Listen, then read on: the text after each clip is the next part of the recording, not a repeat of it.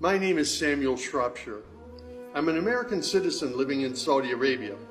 I came here in November 2011, not knowing anything about Islam or the Prophet Muhammad, peace be upon him. Most of what I had heard was extremely negative.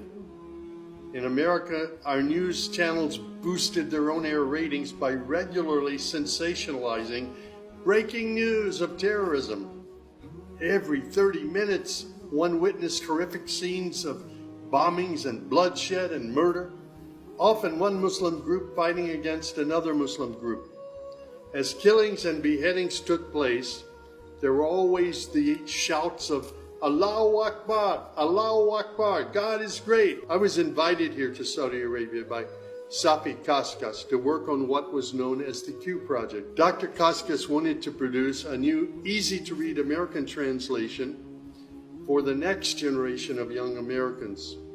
Since I could not read or speak Arabic, I wasn't doing any translation work. I was simply invited here to check the English to make certain that this new interpretation of the Quran was easily understood. My work, of course, required that I read the Quran over and over again. Well, as you can imagine, having no knowledge of Islam, I had hundreds and hundreds of questions. I was shocked as I read to find that Jesus, peace be upon him, was often mentioned in the Quran. Jesus was presented as one of the greatest prophets. And even the story of the virgin birth was mentioned there. Many of the miracles that Jesus had done, I found them in the Quran. There were even a couple of Jesus miracles mentioned in the Quran that were not mentioned in the Bible. Evenings were mostly spent alone in a bedroom that had been set up for me in Dr. Safi's office. At night, I would stand on the balcony of that building and I would look across a very busy boulevard to a mosque. And I would hear the calls to prayer. I would see men and women coming to the mosque and leaving the mosque. Children were playing football in the mosque parking lot. Except for the minaret, it appeared to me to look like a typical Christian church in America. My heart longed to be in that mosque. I felt compelled by God to go there.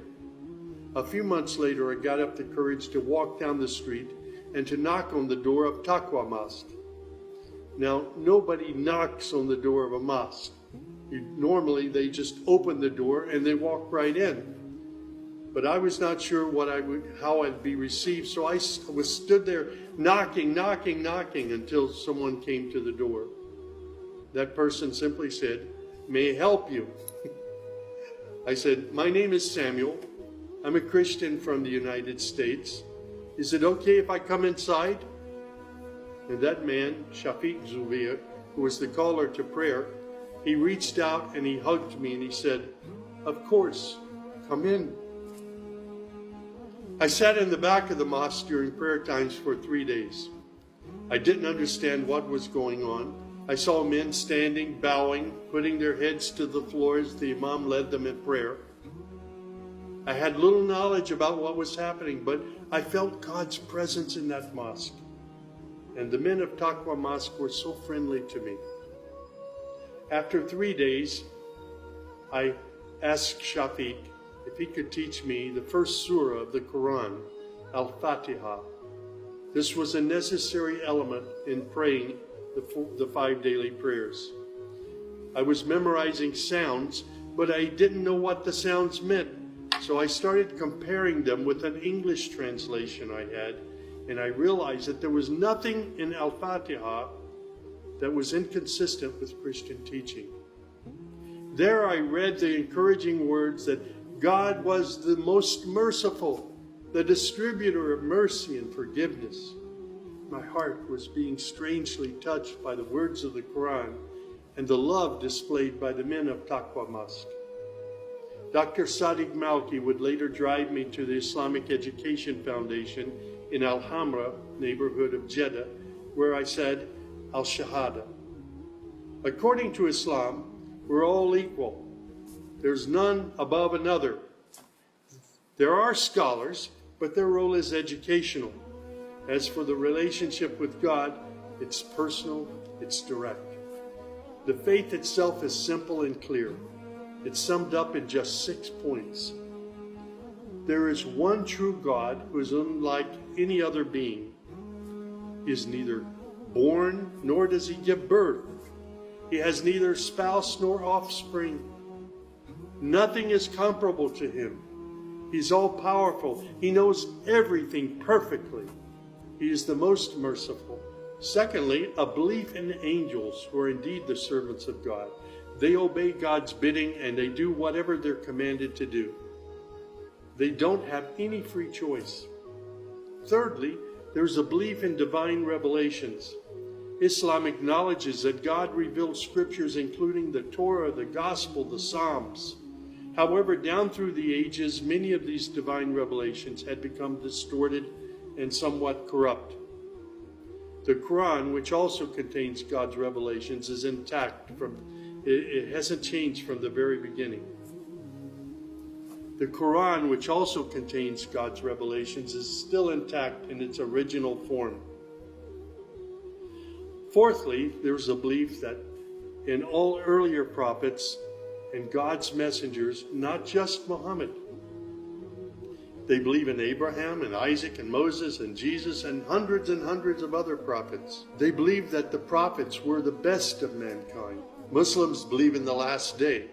That's to say, this includes the belief in all that God and his messenger have told us about what happens after death, including recording of good and bad deeds, the resurrection and the gathering of all creatures, the reckoning that will take place on the great judgment day, the prophet's intercession, as well as heaven and hell. Man's ultimate aim will be to save himself on that day. Muslims believe in the divine destiny of predestination. Whatever God wills is certain to take place, and what he has not willed will never take place. This present life is a test for man, and man should endeavor to pass this test. These tenets of faith appeared to me entirely consistent with human nature. And then I asked, how can one become a Muslim?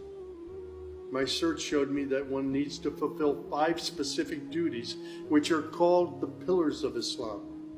These are: first, a declaration to believe and to say verbally, I witness that there is no other deity other than God, and that Muhammad, along with all the other prophets, is God's messenger. Prayer is an important part of a Muslim's life. Muslims seek to maintain the 5 daily prayers. These are spread out over the day and night. Thirdly, there's the zakat. 2.5% of one's property is an obligatory charity, provided that one owns more than a certain threshold and holds it for a year. Then there's fasting. Fasting is an important part of the Muslim's life. Muslims fast throughout the month of Ramadan. They do this every year, abstaining from all food, drink, and sex, from dawn till sunset. One must also refrain from futile arguments and quarrels and forbidden things. The month provides a unique spiritual uplift for all Muslims. Then there is the pilgrimage or Hajj. This is performed in Mecca and its surrounding areas. It's a duty to fulfill this pilgrimage once during one's lifetime, provided that one is physically and financially capable of doing so. People often ask me, Sam, how did you become a Muslim? In the church was a library, and in that library were children's books. One of the books my mother got over and over again was called The God of Abraham. In that book were beautiful color photos of camels and deserts. She would read me the story of Abraham, how he was commanded by God to leave his mother and father because they were worshiping idols. She would pause and she would say, Sammy, you always have to pray to the God of Abraham. There is only one true God, the God of Abraham. My commitment to God has been strong and enduring since my younger years. And now I have found absolute peace in Islam, in a faith that I once thought was hostile. I found friendship and hope amongst a fraternity of other Muslim brothers and sisters. I have found a family of believers.